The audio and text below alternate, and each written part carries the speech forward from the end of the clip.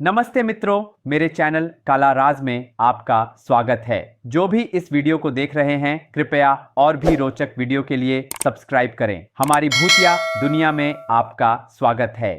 अंधेरी झोपड़ी तेलंगाना के एक छोटे से गांव नल्लमडुगु में एक शांतिपूर्ण वातावरण था। हरे भरे खेत, सादा जीवन। लेकिन गांव के पास पुराने जंगल के किनारे स्थित एक झोपड़ी को लेकर लोगों में खौफ था। वे उसे अंधेरी झोपड़ी कहते थे। गांव वाले कहते, जो भी उस झोपड़ी में गया वो लौटा तो सही, लेकिन उसकी सोच, उसका दिमाग हमेशा के लिए बदल गया। 10 साल पहले एक युवक रात के समय शिकार पर गया और बारिश के कारण उस झोपड़ी में शरण ली। लौटने के बाद वह कभी कुछ बोल नहीं पाया। उसकी आंखों में बस डर ही डर था। कहानी का नायक है अजय, हैदराबाद से आया एक युवा पत्रकार। वह गांव की लोक कथाओं और भूतिया कहानियों के पीछे की सच्चाई जानने की खोज में था। मुझे इस झोपड़ी की असली कहानी चाहिए, ऐसा सोचते हुए वह गांव में आया। वो रात 12 बजे, घना अंधेरा छाया हुआ था। अजय मशाल लेकर झोपड़ी की ओर बढ़ता है। झोपड़ी किसी पुराने राजशाही युग की लगती है। टूटी हुई दीवारें, खिड़कियां और एक अजीब सन्नाटा।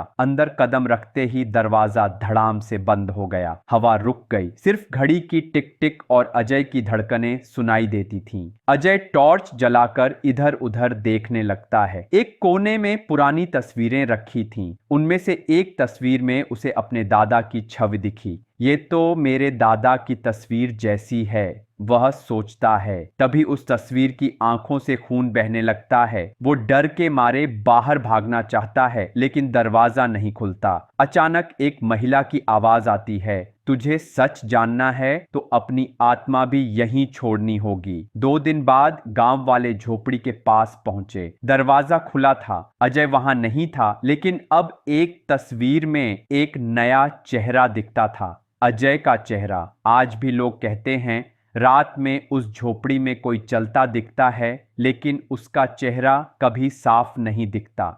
अजय की तस्वीर में दिखाई देने के 2 हफ्ते बीत गए हैं। हैदराबाद में उसकी प्रेमिका संध्या जब उसे कहीं नहीं पाती तो पुलिस के जरिए गांव के बारे में पता करती है और वहां पहुंचती है। उसका विश्वास था अजय कहीं नहीं गया। उसने कुछ ऐसा जान लिया जो नहीं जानना चाहिए था, और झोपड़ी ने उसे निगल लिया। रात 10:30। जंगल का रास्ता संध्या झोपड़ी की ओर बढ़ती है। जंगल शांत है, लेकिन हवा जैसे कानों में कुछ कह रही हो। मोबाइल नेटवर्क नहीं। हाथ में एक टॉर्च। अचानक टॉर्च बंद हो जाती है और तभी पीछे से खींचती हुई पैरों की आहट, अजय, वह पुकारती है। जवाब में बस एक फुसफुसाहट, लौट जा।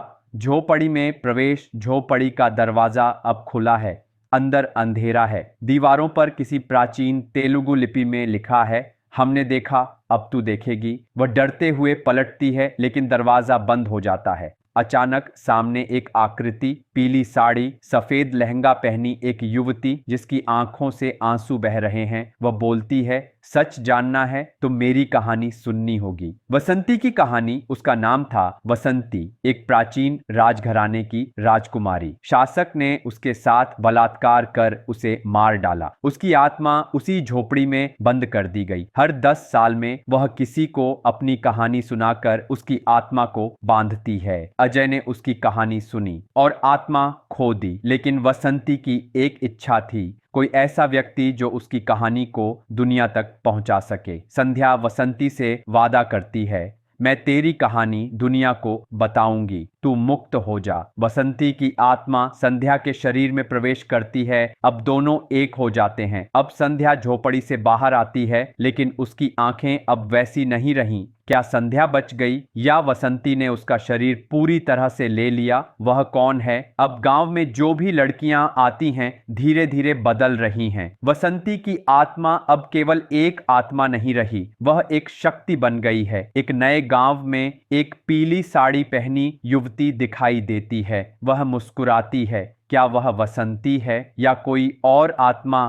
अगर आपको ये वीडियो पसंद आया है तो इसे लाइक करें, शेयर करें और ऐसे ही दिलचस्प वीडियो देखने के लिए मेरे चैनल को सब्सक्राइब करें। धन्यवाद।